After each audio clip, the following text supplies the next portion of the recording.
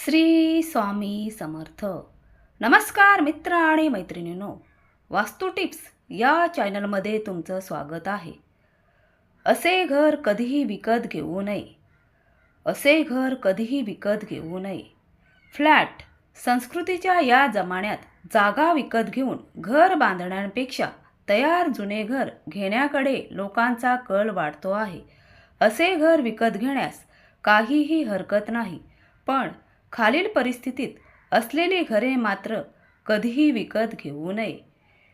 एखाद्या श्रीमंत व्यक्ती काही कारणास्तव स्वतःचे घर विकून दुसरीकडे चालली असेल तर राहण्यासाठी किंवा कारखान्यासाठी असे घर कधीही विकत घेऊ नये.